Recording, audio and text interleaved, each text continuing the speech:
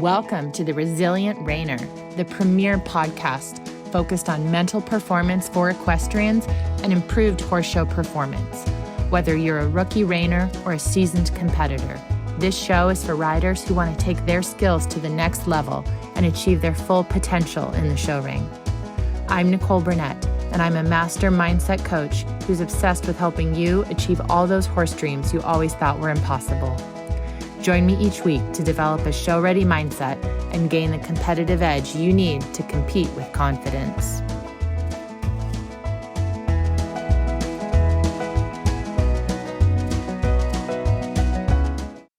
Welcome back, high performers. I know that as athletes, you already understand the rigor of physical training. You understand the discipline of mental preparation.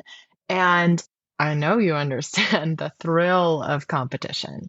Today's podcast episode, I wanted to come on and share about a recent experience that I've had, because this whole podcast and everything I do here with the Resilient Rainer podcast, the Resilient Rainer newsletter, and within my paid coaching programs, Mental Gym for Equestrians, this is all about mental preparation, because our mind is the muscle that controls everything. It's our mind that tells our body what to do physically. It is the silent force multiplier of everything we do and the number one way to level up your riding. Even when that is my area of expertise and an area that I'm highly aware of, there are still aspects within mental preparation that can be overlooked. There are still aspects within that mental training that we can dismiss and think aren't as relevant or aren't as important. And I really wanted to get into one that I think I found myself falling prey to overlooking a little bit recently. And so I really wanted to highlight this particular aspect of mental preparation that is often overlooked, and yet it is absolutely as vital as any other part of your training regimen in and out of the saddle. What I'm talking about is the immense power and effectiveness of social support. This is truly the unsung hero of mental toughness. The story that I can tell you here is that within the last year, my husband got laid off. And as you can imagine, that can be a little bit of a hard time for a family to go through and to experience a job loss and a job change. And even when it's totally normal, because as a tech worker, there's a massive amount of change in that industry, massive layoffs at the company. It's just a natural part of change in the industry and growth in the career. And basically, it's not a big deal. It's still something that involves change for him and for us as a family. And that can be uncomfortable, right? Change, even when it's good change, is usually kind of uncomfortable. And there are times where one of the biggest things that I wanted to do and that I needed to do for me personally was just talk to my friends, talk to my family. So I would spend time on the phone talking to my friends. I would be talking to my mom, just very normal things where it's just talking to people who love me and who care about me, using that connection to love and encourage each other. And it's so interesting because I realized that internally, I was beating myself up for doing it wrong. I was thinking in my mind, oh goodness, I'm a mental performance coach. I know what I should be doing right now. I should be meditating more. I should be exercising more. I should be journaling, and I should be doing these things. I was really giving myself internally a hard time about this, a hard time that when I had a free moment, instead of doing these other things, that I was choosing to reach out to friends and family. And it took me a while to realize this. And I thought, that is so fascinating, isn't it? I'm sure that you can relate to yourself in your own life, that there's a time when you go through something and you're having a hard go, because that's a part of life, right? It ebbs, it flows, there's ups, there's downs. That is a normal and expected part of life. Do you ever beat yourself up in that moment for how you're handling it? I know that when we think about mental toughness, right? It's really normal to have these images of solitary resilience spring to mind. Honestly, when I teach these things, I do definitely highlight things that you can do solo. You don't need anybody else to reach into your heart and think of things that you are truly grateful for. That's a solo practice, for example, visualizing your run. That's something that you do by yourself. Nobody can visualize your run for you. All right. So, a lot of these tools that I personally practice and that I teach to my clients, these are tools that you can do alone. And honestly, I do like to highlight that it's really amazing that these are tools that you can use alone because when you're at a horse show, for better or for worse, other people have lives. Okay. And so, your trainer, maybe they have to go watch another client compete in the ring or maybe they're about to compete. Maybe your spouse or your parents, they can't take your phone call when you need it and you really want that hug, right? And so it doesn't mean they don't love you. It means that sometimes people can't take your call exactly at that moment when you really wish they would. What can you do for yourself to handle your big feelings, to handle managing all of the feelings and the stress and the emotions that come with riding in competition? So it's really valuable to be able to have tools that you can use for yourself by yourself. And true grit is never about just standing alone. It is absolutely important to know when to lean on others. This social support, whether this is from family, from friends, from coaches, mentors, this isn't just a nice to have. This is absolutely a part of the bedrock upon having an unshakable mindset. If you want to get into the science of it, there are countless studies that show that individuals with strong social support, they have better mental health, they have higher levels of resilience, and they're going to have improved performance. This is absolutely backed by science.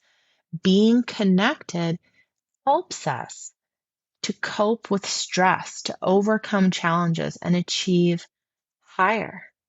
It's so interesting because I think we really can fall into this trap that thinking that creating a robust support network, maybe that means that we're relinquishing our toughness. Like, oh, maybe I'm not as tough as I thought if I really need to sometimes lean on a friend.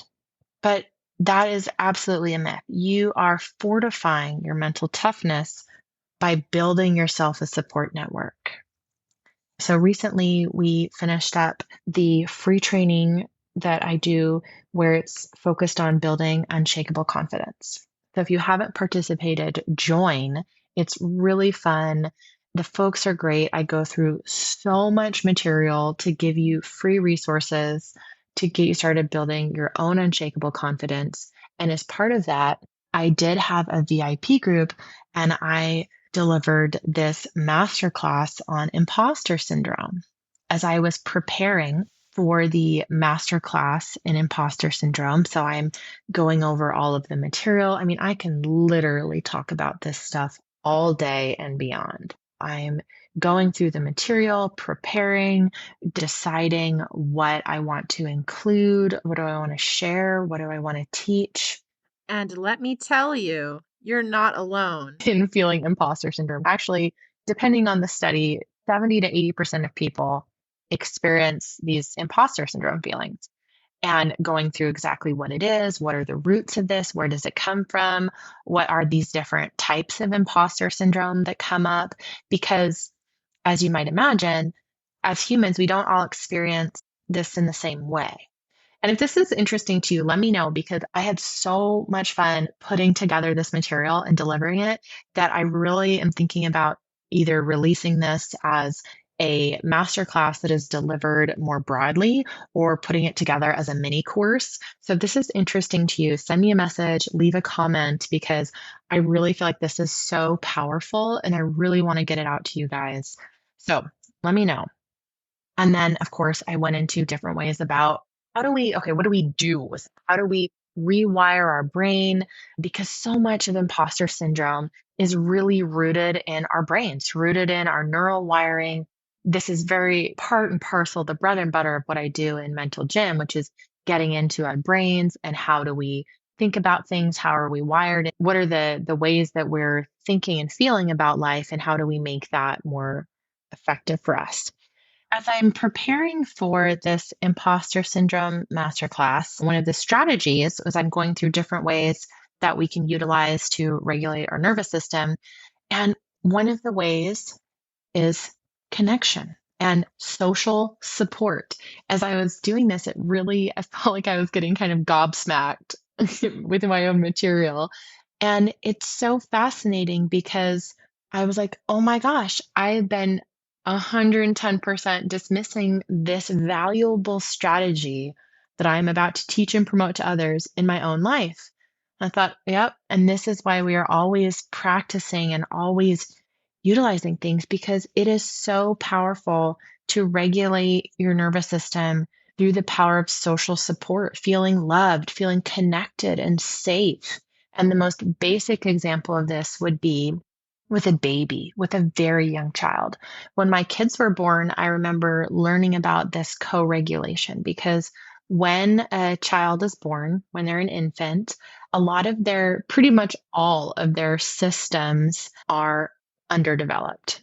What that means is that babies learn to self regulate by first co regulating with other people. So when the parent is holding their baby, it helps the baby to regulate their heart, to regulate their nervous system, to regulate their breathing. All of the baby's systems will be better regulated through the adult. And this is even more basic than emotional regulation with the primary caregiver because when the baby's upset, they really depend on that primary caregiver to help them to cope and restore the emotional balance. If they're crying, for example, right? And so the baby learns how to communicate. They learn how to manage their feelings based on their caregiver's responses to these emotions. So you use that external support as a scaffold for the baby and the kid to learn how to develop their own ability to deal with emotional distress. At a very basic level, you could think of co regulation of a parent and child. It's like teaching your kid how to ride a bike. In the beginning, your young child, they just sit there while you, as the parent, you're doing all the work holding up the bike and you're pushing the bike forward. But then as your child gets used to balancing on the bike, they start pedaling, they start balancing on their own. And then at some point, you as the parent, you let go of the bike and then they're bicycling all by themselves. But in the beginning, holding the bike up can be really an essential part of the kid learning how to ride the bike. If the parent wasn't there, the child's probably going to fall and get hurt and they might give up because it's just too much. If you see this bicycle and you're like, oh, go ride your bike, but you don't even know where to get started, you're not sure what to do, you might come up with some non helpful or maladaptive coping strategies. You might start to suppress all your emotions. You might get angry and start having these outbursts of aggression. So these are all part of the process. It literally starts with an infant where you're helping them regulate their literal physical body with breathing, heart rate, nervous system, all of that. When you hold them as a baby, you help soothe them and you help teach them how to regulate their emotions. And there's so much emotional coaching and co regulation with small children. It's so fascinating because as an adult, you're the role model for your child on how do you control your emotion. I don't know if you've ever been around a baby or a child, but it can be very difficult, very challenging to deal with a screaming, irrational child when they are having an episode. This is such great practice to calm my nervous system, but it's all the same things, right? Taking deep breaths, clearing your mind, positive self talk, being mindful of your own state, and staying in the present moment.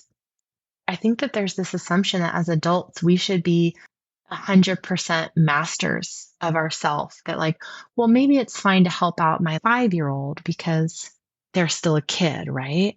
But I am a grown up. I am thoroughly, I don't know, middle aged, or I am definitely a grown up. I shouldn't need to have social support. And so it's fascinating that even though this co regulation is still really valuable as an adult, that we really want to dismiss it. I've really run into that a lot because I'll even run into it in myself. But this is basically, it's just a process between two people. And the idea is to manage just these immediate in the moment emotions. And you're saying essentially one person's nervous system, hopefully they're the calmer one, it's helping to calm the other person's nervous system. If we want to get down in the nitty gritty here, this is whether you're talking about your kid or you with a trusted adult. The mirror neurons in your brain get activated. And so if you're anxious or feeling stress, when those mirror neurons in your brain are activated, it allows you to literally mirror your partner's calmness. Okay. If you've got a big run that you have to give, you might be in that fight or flight state. But when you regulate and you co-regulate with someone who is more grounded, you can get to a more regulated state quicker. It's really very simple. These are things like maybe you hold hands and breathe together. You might sit face to face. I don't know if you guys heard about this when it came out a few years ago, but literally sitting face to face and putting a hand on each other's hearts while breathing and having that regulated person, they can remind you that you're safe by repeating it out loud, taking a walk in nature together. And there's just so many different ways that we can use to regulate our nervous systems when we are in a dysregulated state.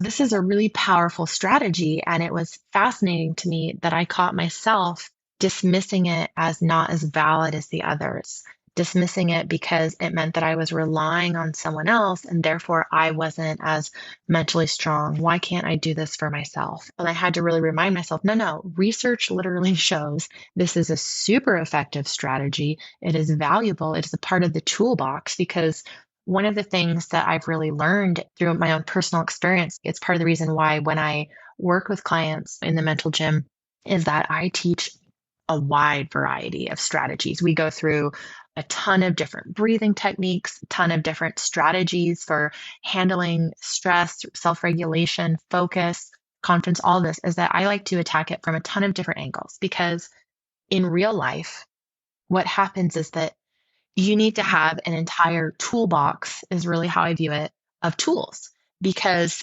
I'm sure you've heard that phrase that when all you have is a hammer, everything starts to look like a nail, right? So, in this situation, when we're talking about mental performance, we're talking about staying focused and getting in peak performance and having a good time at a horse show or just riding our horses and making consistent progress in our training that it's easy to think that there's only one thing that's going to help us. And we might have our favorites. I know I have my favorites, and you probably will too. At any given moment, not every tool is going to be the most appropriate thing. Let's say I love to journal, but when I'm getting ready to enter the show arena, that's not really a great time to bust out my journal and start dealing with my feelings. That's just not an appropriate utilization of that tool in that scenario. It doesn't mean it's not a valuable tool. It doesn't mean it's not highly impactful, effective, and absolutely needs to be part of a broader strategy. But it means that when I'm getting ready to walk in the pen, not the right time. There are other things that might be more valuable in that moment, like particularly breathing techniques or gratitude. When it comes to the social support, it was so funny that I really totally caught myself saying this wasn't as valuable instead of saying, this is the appropriate time.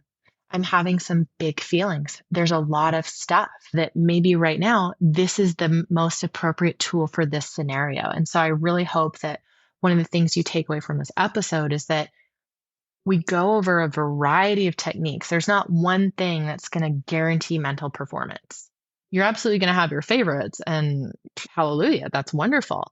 And don't feel bad when different tools are more or less appropriate for different situations. That's the whole point of having a wide variety of tools in our toolbox. Connection, social support. This is absolutely a part of mental performance. This is absolutely a part of becoming mentally tough, being focused in the moment. all of this because it's all about learning to regulate ourselves. And if we can use someone who loves us and supports us, not in a using them kind of way, but in a we would absolutely do the same thing for them if they asked, it's okay to do that. It's okay to use all of the different tools you have at your disposal because the more we can regulate ourselves, get back to a regulated nervous system quicker, then the more effectively you're just going to feel better. And there's nothing wrong with wanting to feel good, right? Nobody wants to go around feeling sad and depressed and impotent all day long. Feel your feelings, but we don't want to stay there, you know? And so the more you can use these as tools to feel your feelings, process them, and keep going on your path through life, that's wonderful. In many ways, that's kind of the entire point. We're not trying to avoid those feelings, but like I said, we don't want to get stuck there. So don't be afraid. Be grateful for your friendships. Be grateful for your family. Be grateful for people who are willing to talk with you and sit in the discomfort of an uncomfortable situation or an uncomfortable feeling with you. Be grateful for that moment of, I feel seen, I feel heard. I'm so grateful that someone was willing to listen to me and provide me love and support in this moment. Yes. It's so fascinating because it also made me really think about, I'm sure you guys have heard that thing where it's usually presented typically in terms of a gender divide, how men want to fix things and women just want to like talk about things. But it's really about providing empathy and that you've got to have the empathy before you can move into solution mode. I really, really see that and acknowledge that because that was what I was feeling in that moment. And it really highlighted that for me, where it's about when you're having a hard moment, you want someone to see you and acknowledge you and validate, gosh, that sounds like a really hard time. Or I can't imagine what you're going through, but that sounds really difficult. I'm here. I love you. I support you. And you're doing the best you can. When you're able to receive that empathy, it really allows you to move into that solution mode so much faster, which is fascinating, really. Whether that is with a hard thing you're going through in your life, the fact that you just blew a run and you want someone to acknowledge you and see you, and be like, yep, that was really hard because it doesn't take a lot. I think it's interesting. We often know the solutions to our problems. If you go in there and you just blew a lead change or you overshot that barrel, you know roughly what you need to do, but it's still really nice to have someone just acknowledge you and validate your feelings of how frustrating that would be. Then you move on to dealing with it, right? So do not be afraid of this aspect of mental performance, that social support, community, your friends, your family, that this is absolutely a valuable tool and a valuable pillar in developing your own mental toughness and developing peak performance because it all comes back to, can we be fully in the moment? Can we regulate our nervous systems? All of this is tied together. And this is a valuable tool that helps you do that. I really hope that this reached the person it needed to reach. And if it did, please, I would really appreciate if you just went down below and left a rated this podcast. Go ahead and give it 5 stars, leave a little comment. I really love to hear from you. And thank you so much, guys. I love our weekly talks and I can't wait to talk again next week. All right. See you later.